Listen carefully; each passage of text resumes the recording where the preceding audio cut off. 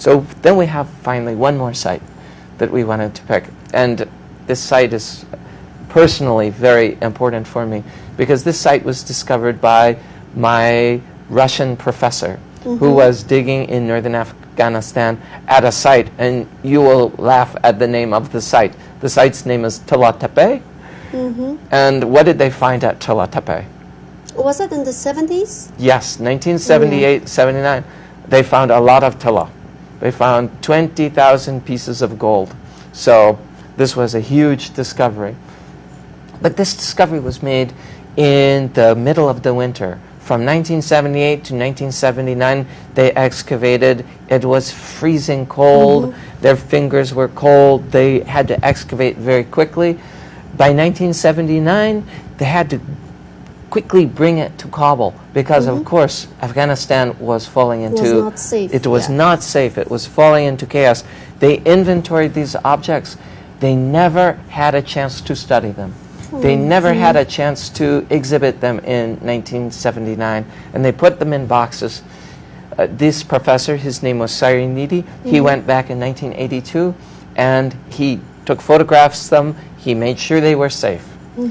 Several years later, the people in the museum, they checked to make sure these boxes were still safe. You can imagine, times were very difficult. 1988, it was really very difficult because the communist regime was falling. It was a very difficult time. 1993, the museum was bombed. We didn't know where they were. Just a few people in the museum knew where these were, but they didn't tell anybody. So in 2003... who bombed the museum in 1993? We don't know, because it was during the time of Afghan civil war. Everybody was fighting, 7 different factions. And no party claim? No. How do we know? Because everywhere it was difficult. Everywhere the city was being destroyed. It was the darkest time. And of course, to have the National Museum destroyed, this is terrible. Of course. For archaeologists, for historians, for all Afghans. We thought everything was gone. We cried.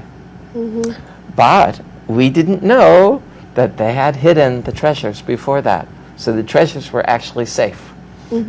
So these 20,000 pieces of gold, even at that time, we thought they must be gone because this gold was very valuable.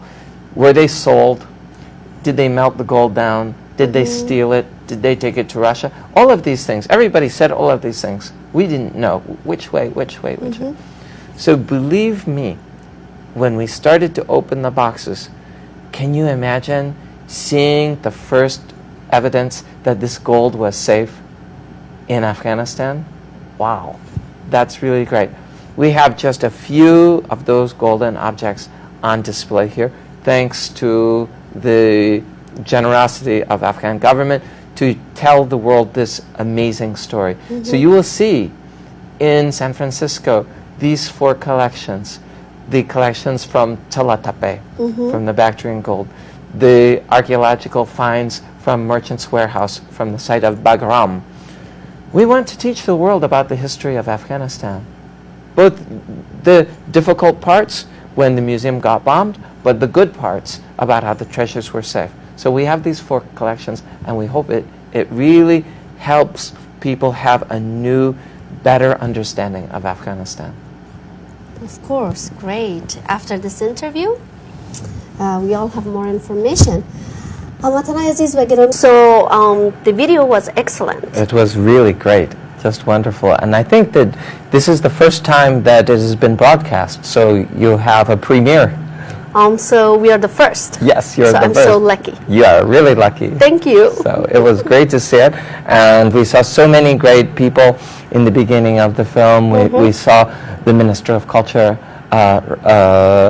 Said Makhdoom Rahim, who was there at that time, and the Minister of Finance, Ashraf Ghani, who was there. It was their idea to have the exhibition, so we are only helping to fulfill their vision, and we're so pleased that it's been a big hit here in the U.S. to see these.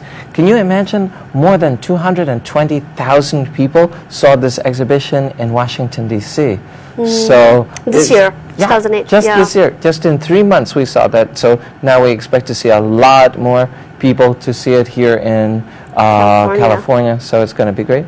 In the video you saw the opening of this bank down in the basement. You saw the Attorney General who was there, the man with the white hair.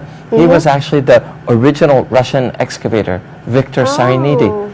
And he was the one who actually took one of the gold pieces and found a small repair that he had made on the piece itself that proved that these pieces were not copies or they weren't fakes, that these were the real pieces. When he announced that, you should have seen the expression of all those people in the room when they finally believed that this was the real Bactrian gold, the real treasure of Afghanistan, preserved. Most people in the room had never seen that treasure before. So how great it was for those people to be in that room. It was fantastic. Of course, my favorite part of this film is to see Mr. Masudi. He is the director of the National Museum in Kabul. He is a great man who is reforming and transforming the museum so that it's now open. The museum in Darlaman is open. You can go see it. It still is building. We have a lot of work to do. One of our biggest projects that we have to do there is to help train the museum staff. Now is time for the museum staff to be trained as modern museum, right? Not the old system with the tawadars, the key holders. The system's finished. Now it's time to be like a regular museum with curators who will allow the whole world to see and study these objects. You see our background? Sorry for the interruption. The background you see?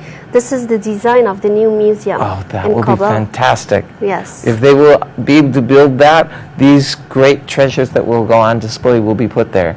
It will be something every Afghan, both in Afghanistan and abroad, will be proud of. بخير إن شاء الله. Inshallah. بیننده‌های عزیز back.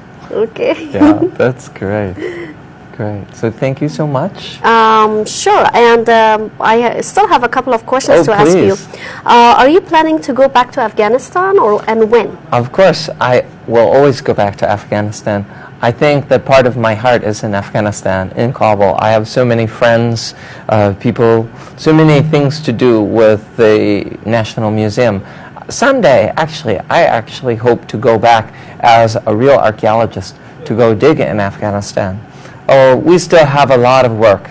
There's still too many problems, too many people going to archaeological sites and looting these sites and taking the artifacts and taking them out.